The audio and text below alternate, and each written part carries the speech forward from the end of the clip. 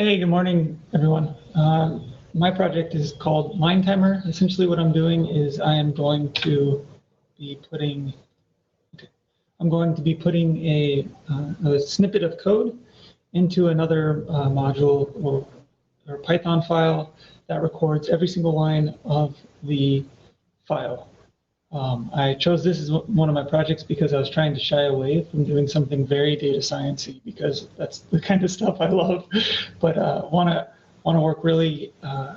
work on something that was really focused with Python. And so I think this project is something that encapsulates that and then also puts a lot of the learnings from the course into this project.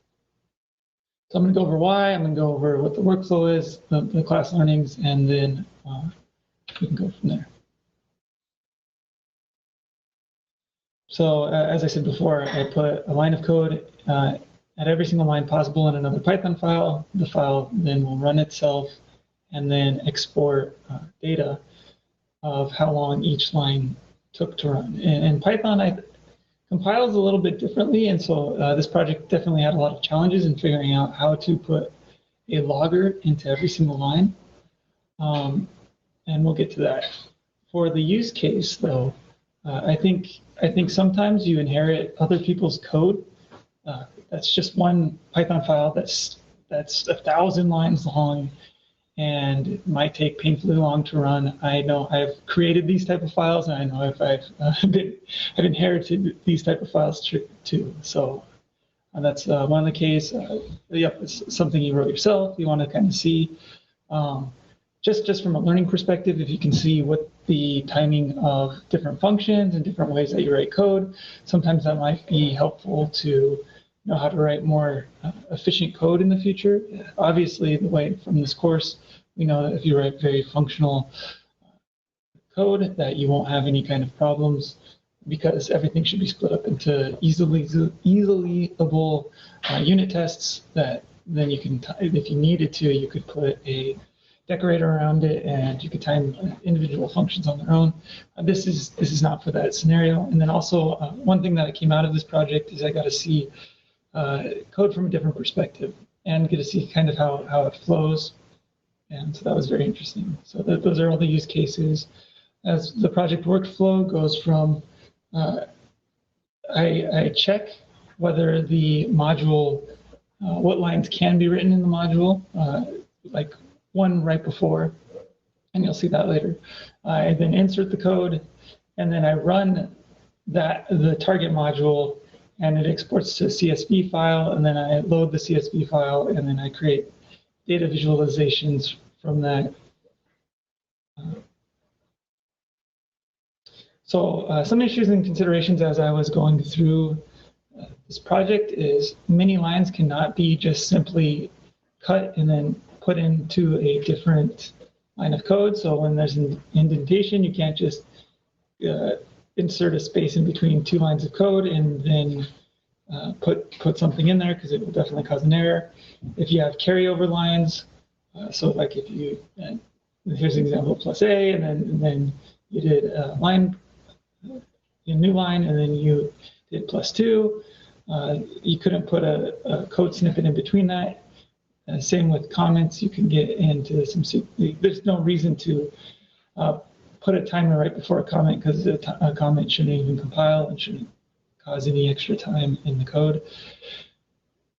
Here's an example in the bottom right that shows something that you wouldn't want to put a line of code in between because it would cause an error.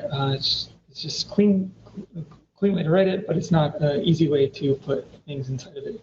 So after a lot of working through it, I was able to overcome the issue by pre-compiling each line of code in order with it. I just entered a statement. I think I may have put hello world or hola el mundo, and I need to close that. And then I compiled it, and if there was an error, we know that line was not capable of putting a line in between it. And so the code snippet that I ran was pi_compile and compiling is not the same as actually running the file. I think it's just putting the code into, I think Python has a C back. It's essentially putting the code into the way that the computer can read it, because the computer doesn't read it the same way as we do in words. Here's an example of after I was able to put the line spaces in, what kind of code I put between every single line. So you can't see the line here, but this DFD3 was line 23. This is what this line said, and then right before it, I was able to put in code that says this. So essentially what this is doing is logging line 23.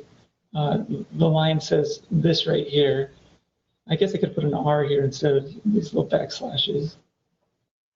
And then the time minus the start. So at the very beginning of this file, I inserted the time feature, and I inserted what this log time data frame would be. And so as the code runs through line by line, it will pick up this logger and record from the beginning of the time it started and the time that it currently is, what the differences of that. It then exports this to a CSV, and then you can do some manipulation in pandas to show how much each line time took. The other interesting piece is this code of line, this 23, does not it calculates what happened between the last and this, and then essentially from this to the next is the time that this line right here, this DFD3 took, and so then you have to do a transformation on the back end to get that time. That was not too difficult once you figured out just the logical flow of it. Something that ended up popping out after making these going through lines is if there was a loop. So if you had a loop that looped 1,000 times, you would then run into an issue of having patterns. And after writing a lot of code and trying to figure out how to do these patterns, I realized that they weren't the most important for visualization. Also, Matplotlib was able to kind of somewhat aggregate the loops. So let's get into the examples.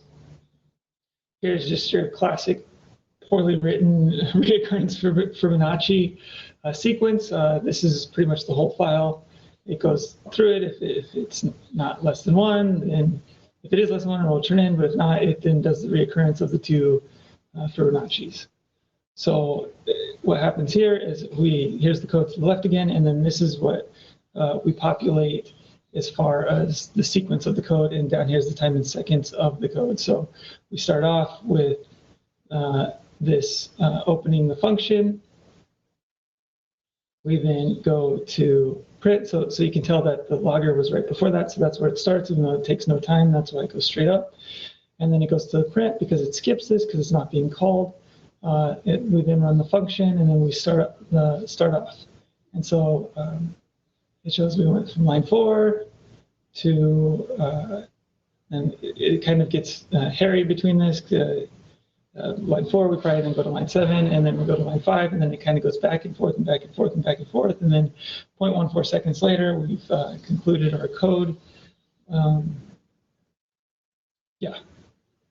And we don't have to re-come to this print because we've already been wrapped into that one. It would never need to go before this print line again. So here's another thing that is the other graph that it exports is that you get to see which line took the absolute most time, and in this case it was the n-1, or n less than if n is equal or less than 1. I also then wanted to show you something from my work that obviously this is cleaned enough that there's nothing showing. I have this big line of code that's, I don't know, around 200 lines. It takes a very long time, and we can see that the biggest hiccup of it is this 74. It goes over as time, it just kind of sits on this line 74, and then it goes up, and then it sits, it looks like on 141, and then you kind of see the flow of the whole project, so it's kind of cool. And then, as before, I could see that this line 74 takes the longest time. more than 70, more than 25 seconds. And then also it's combined with this line 73 because it looked like they were going back and forth. So it takes about a minute of the whole project just for those 2 lines. So it's something to consider to rewrite that code. Yeah. And then things that I learned from class are used as I used pipenv, PyTest, decorators. I was going to use decorators to do at one point to cover all the functions because I wasn't sure whether I'd be able to actually put something in from line to line. Functional programming, the way that my code works is I believe, pretty functional. Everything's split up, which makes it easier to do the PyTest and the unit tests. I use atomic write. When I opened up the cookie cutter, that was how I opened up my project. A little bit of meta coding because I'm essentially opening up another file and running it. There was an idea for a second that I was going to use Luigi to do the workflow because I have to make that one file, and it's something I could have done or might do as before the final project's turned in. This project also could be used if you didn't want to add, if you wanted to add something different besides the logger. You could add something like a print and then the line, and then you can debug that way, which is obviously not the way to debug. Also, maybe could add different metrics to what we're showing. And then I tried to use the least amount of external libraries because if someone was to use this, they shouldn't have to download a bunch of libraries to make it happen. And with that, that's my project. I thank you for listening and have a good evening or morning. All right, thank you.